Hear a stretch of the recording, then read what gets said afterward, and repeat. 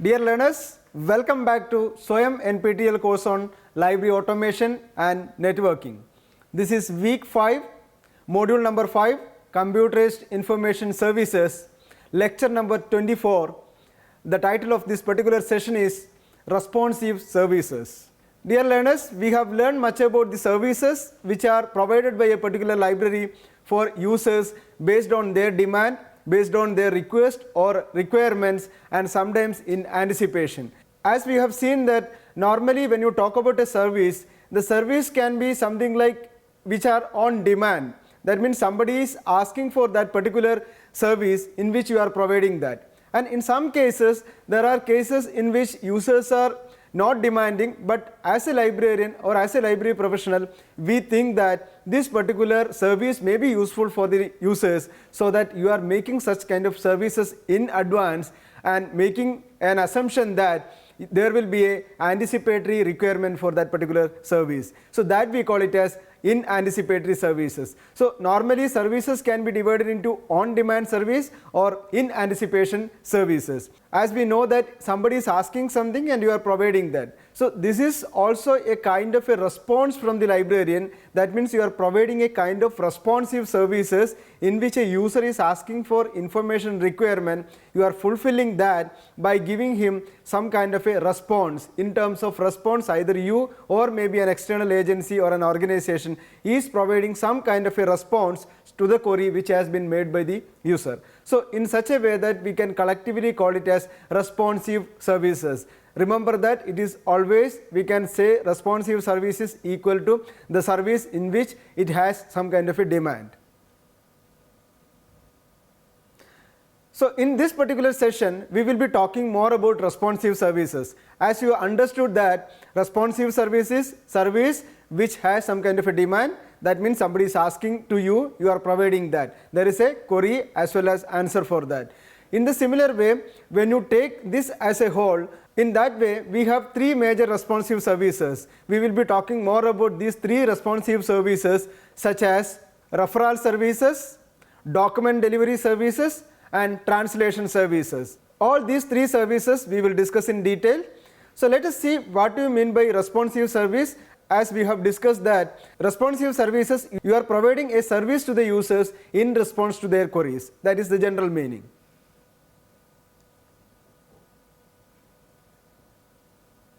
As a librarian, we have to provide such kind of services for the user because there have been lot of demands from the users, and as we have seen that each and every library has its own limitations. So within that limitation we have to provide maximum services to the users. So whenever there is a person come and ask a librarian, I need this service or I am looking for a particular information, you can give two answers. One is yes, there you can provide the answer, or maybe you can say no also. But how far you are not providing no, that means you are that much capable to provide the services. So how much services the demand comes from the users, how much services you can provide to the users, that makes a difference in the library. So it will be always recognized that if a real librarian will always take the questions of a particular user and do something for that, either the answer or maybe you will be directing that particular question to someone else, so that that particular user will get an answer for that, not from you, maybe from the others. So as we know that in terms of services, the information needs, so the needs can be four categories. One is current information need. That means the users are looking for something like a latest development in a particular subject area, that is currently he is looking for, that is current information need. Second one is exhaustive information need, in which a particular user need of a particular topic in an exhaustive manner, in an elaborative manner. So that means that particular user is looking for a particular topic in which he requires all information regarding that particular topic in an exhaustive manner. And the third information need is everyday information need. So it can be something like every day you are asking some questions, it can be simple questions normally, and it is something like a piece of information which you require for a particular situation. So that we call it as everyday information need. And the last one is catching up information need. Suppose if a particular user is working on a particular area, he is not familiar with the other area, then normally suppose he or she has an interest in that particular area, they will be looking for something more about that particular area in which the user is not familiar. So librarian may get such kind of a query also in which the user is wanted to get all the information regarding that particular subject area where he is not familiar, where he does not know the basics of that particular subject area. So you should be able to give it in a compact manner. That we call it as catching up information need. So these are all the general information need normally comes to a particular library. As we know that there will be many queries can be come from a user regarding different subjects or different types of queries like simple queries, complex queries, research questions, etc. So as a librarian, we have to provide all such kind of services, and something which comes to a particular user as a demand for a particular query, that we call it as responsive services. So we will be talking more about all the three major responsive services. The first one is referral services. Referral service is also known as information and referral services. As we know that it is a kind of a reference service. So what is the major difference in the reference service and referral service? Reference service in which you have a collection, the person who is asking something, you can directly give that particular document to that particular user or the information to that particular user. Suppose if your library is not having any information in which a particular information query has come, so then you have to provide something else for that particular user. That means wherever you are failed to give some kind of a information as a ready-made one in your library, then we have to provide something more about that with the help of some other mechanism, that we call it as referral service. That means you are referring that particular query or user to someone else to answer that. That means you know that this particular agency, or it can be an organization, or it can be an individual like expert. So you know the source of that particular information, though which is not in your library. You will be directing that particular user to that particular organization or institution or an individual or an expert. So that we call it as referral services. So what are the characteristics of referral services? As we know that it can be from a different geographical area. As we are talking about computer-based information services, it is very easy for you if there is a particular document asked by a particular user is not available in your library, if it is available in somewhere which is geographically very far, it is very easy for you to provide such kind of a services through telecommunication systems or information and communication technology systems. So geographical area or the place or the location doesn't matter in the case of referral services. So in this case, users are directed to a particular organization or an individual or an expert where that particular resources will be available. So referral service is not bound to any type of limitations, as we have seen that many of the services will have its own limitations. Say for example, when you are providing current awareness service, there is a time factor in that, whereas when you talk about a referral service, there is no such kind of a limitation that this particular time frame you have to provide, because you don't have that particular information. You are helping the user to get that information from some other sources. That kind of sources and seeking information can take a long time, so that doesn't matter in the case of referral services.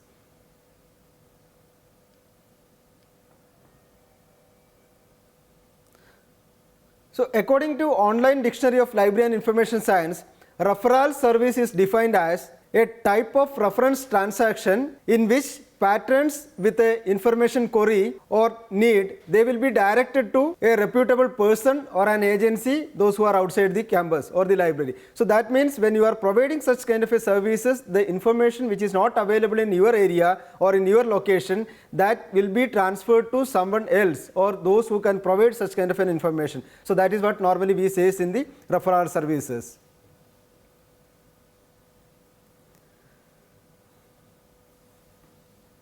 So when you talk about components of a particular referral service, as we know that the person who is handling this particular service should be knowledgeable, and he or she should be able to find out where is the particular source of this information. Unless until you know the source of information, you will not be able to provide such kind of a services.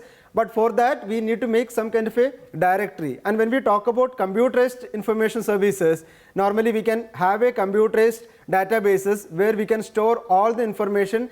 As I discussed that when we talk about referral services, it should be a mixture of questions can come from any user. So when such kind of a cases, you know what kind of queries are coming and what kind of answers you have already been given, and from where or the sources or the agency, institution or organization or even the experts, their database should be made ready so that whenever somebody is asking a query, if it is matching with your database, immediately you can refer to that particular information to the user so that he can consult that particular organization or expert.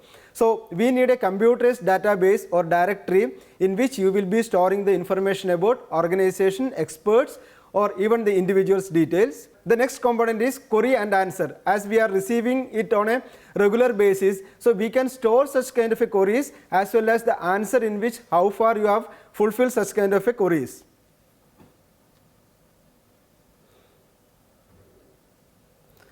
When you talk about answers and queries, the queries can be divided into three, like simple or simple referral and complex referral. So simple means a person is asking a simple questions where you are directing that particular user that this information is available somewhere in this particular organization. You are simply directing him.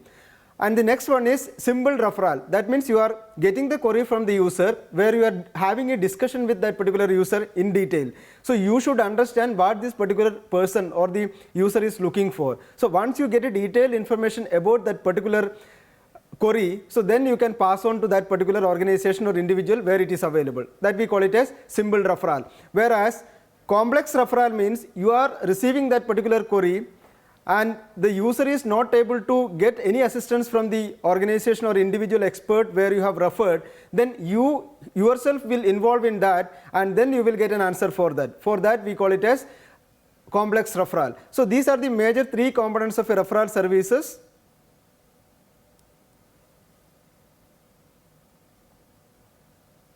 The last component is clarification, follow-ups and assistance.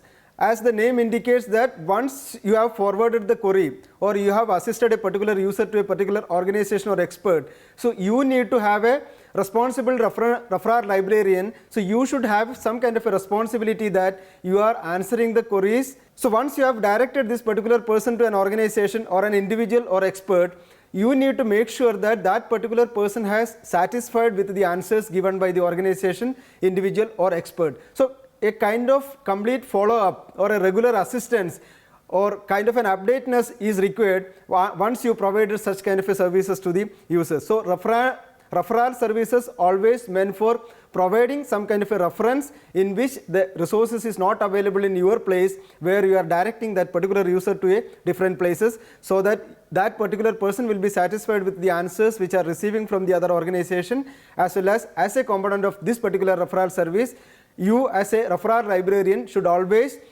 need to have some kind of a follow-up in this mechanism.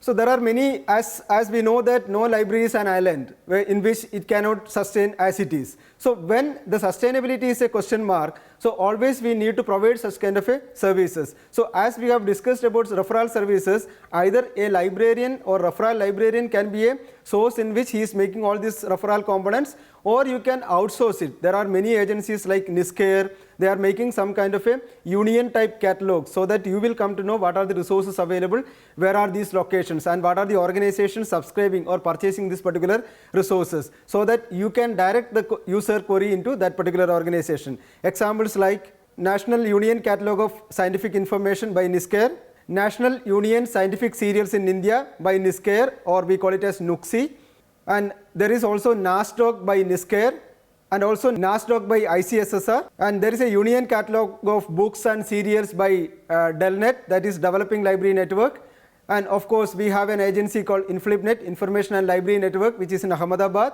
and they provide INDCAT, INDCAT, that means Indian Catalog, which includes almost all the bibliographical details of publications which are published or held by a particular organization's library. So it is a kind of a amalgamation of all the collection in which a particular person looking for a particular resource and he found that that particular resource is not available in their own library, they can find out that what are other libraries in the country in which this particular resource is available. So it is a good mechanism that referral librarian also can assist in such a way that they can do this service on behalf of users. So I hope that you are clear about these referral services. Now we will go to the next one as a responsive service as document delivery services.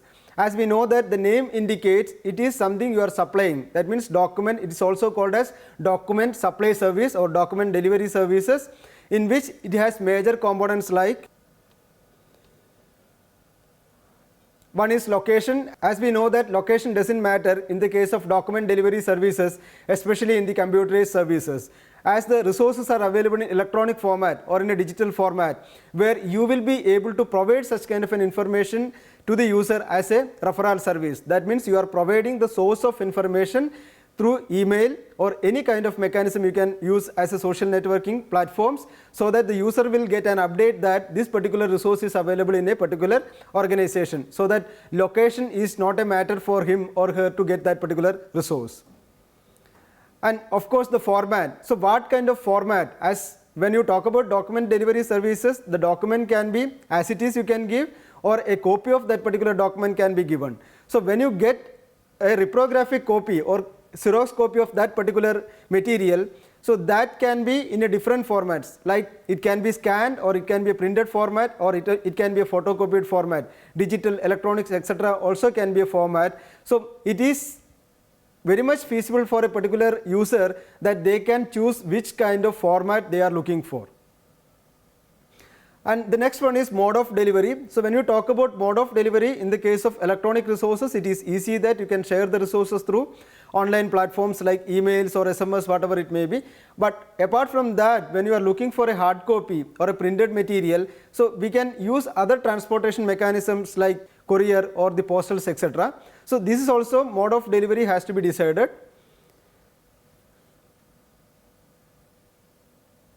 And when you talk about such kind of a services, we can't always say that the services can be free. It is based on the query and the complexity of the mechanism involved in that particular process, how far you are getting that particular material and from which organization, how far it is from your organization, and how long it will take to reach to you. So these are all matters to consider when you are talking about this particular service. So normally we divide them into two, like free service and paid services. That depends on the user's queries as well as the nature of working in which a particular library is taking off. And again, when we are talking about document, so document can be either published or unpublished. There are many materials like preprints, etc., which are not published anywhere. So such kind of information also can be delivered to the user in which he is looking for. So that can be either published or unpublished. So this is also one of the components of document delivery services. And as we have seen that the document can be anything, like it can be an article, it can be an entire book, or it can be a part of a book, it can be a blog, or it can be an online platform, e-learning resources, open educational resources. Any materials can be part of the resources. Of course, when you talk about electronic resources, it can be either selected pages or can be a full text. As we know that many of the databases, when you look for a particular resources, it can either in the format like abstract or indexing format, or in a bibliographical format, and sometimes you may get it in a sample copies, and sometimes we used to have the full text. If you have a subscription for that, we will be having a full text of that. So any of this category can be chosen by the user based on their requirements.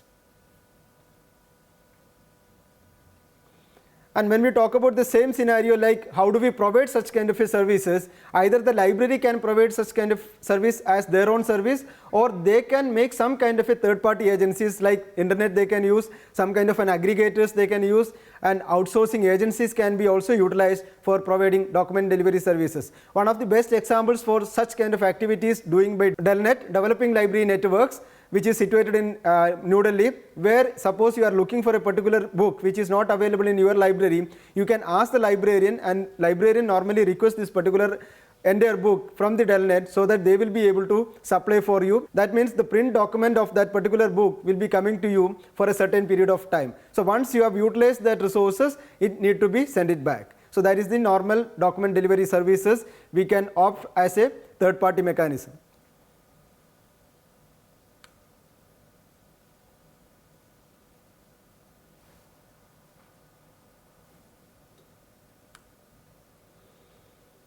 Apart from this particular agency like Delnet, we have Niscare as well as InflipNet. They also provide their own services to provide document delivery services to the users.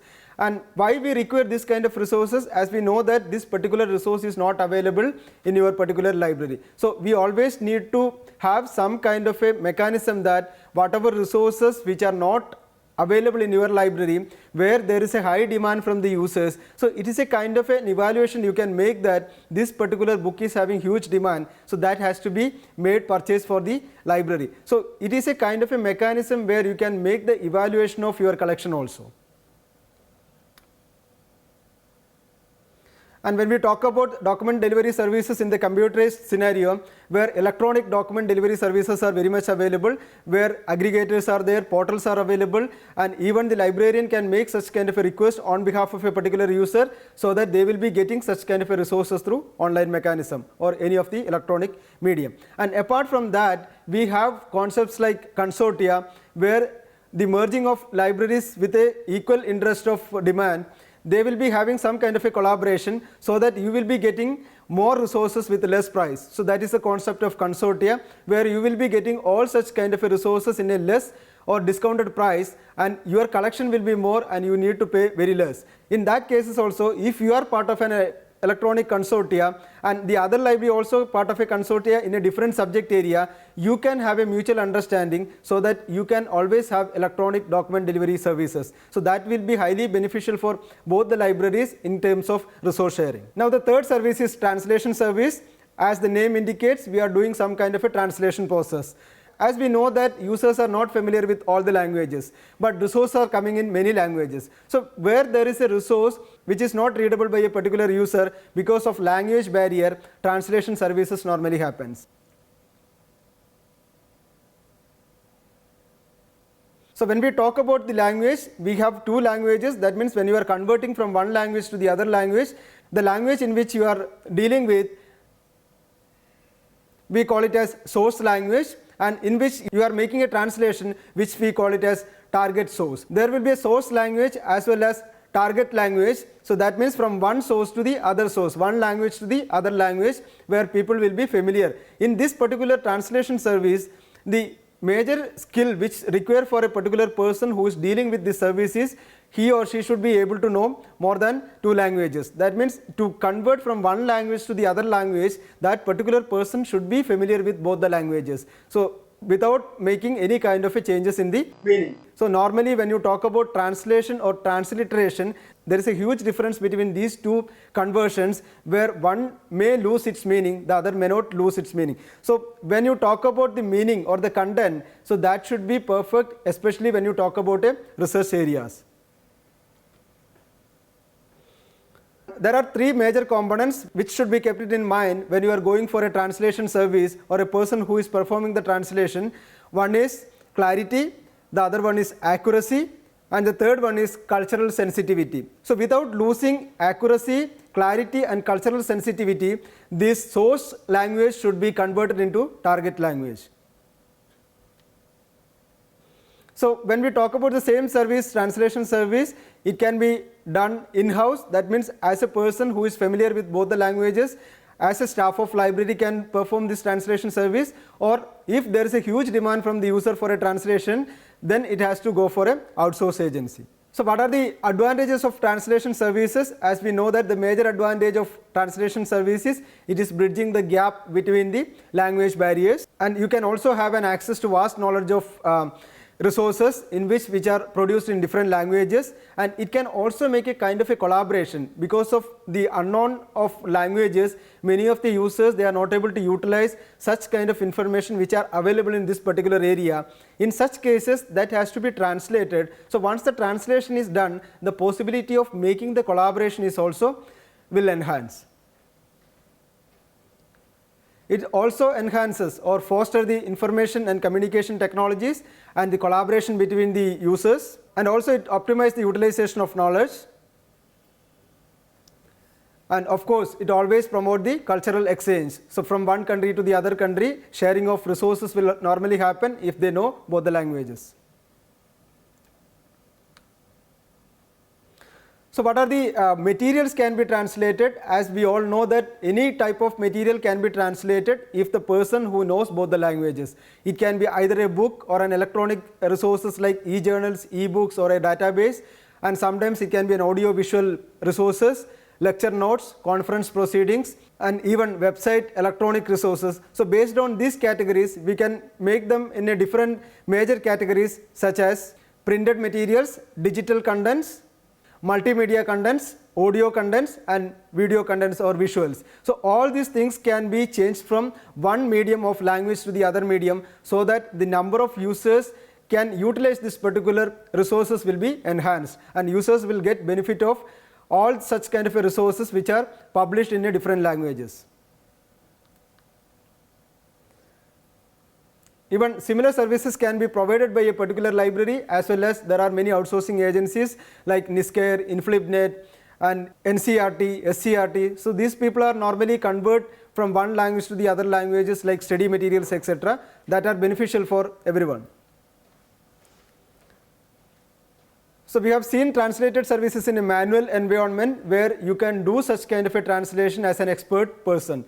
But there are mechanisms in which this can be assisted by computers. So there are many such kind of a mechanism in the recent times when the technology advances. Say for example, machine translation, where we used to have assistance of a computer software where you put some kind of a source language, so that will be converted into a target language. So that we call it as machine translation, where the human intervention is very less. And there are mechanisms like artificial intelligence, where that can also be introduced, providing such kind of a translations, where if you speak or when you make some kind of a signal, that can be converted into the language in which that particular user is needed for that. And also there are mechanisms like augmented translations or AT, where we can make such kind of translation in a perfect manner. All this scenario where the human intervention of translation will be minimized, as well as the errors also will be minimized. So when we talk about computer assisted translation services, there are major 4 components in that. One is speed, the other one is cost, how much amount will be involved to make such kind of a translation process using a computer assisted machines, and of course the quality, it cannot be compromised when you are providing such kind of a services to the users with the assistance of computer. There should be always a kind of a mechanism to evaluate or how far that particular authenticity and clarity of that particular translation has been done by a machine. So this is having some kind of a human intervention in a higher degree.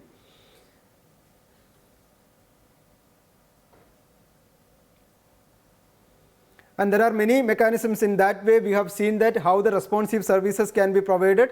So when you talk about in total about the services which are provided in a particular library, so based on these computerized information services, in the scenario where the advancement of information communication technologies are there, digital technologies are, translation, transliteration, all such kind of services are available.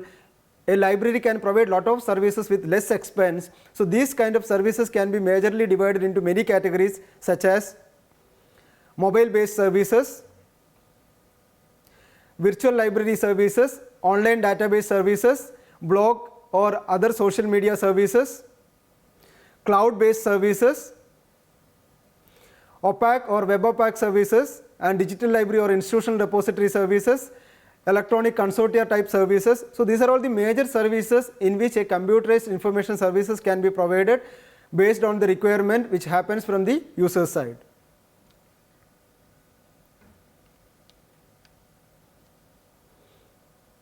So dear learners, let me conclude with this particular area.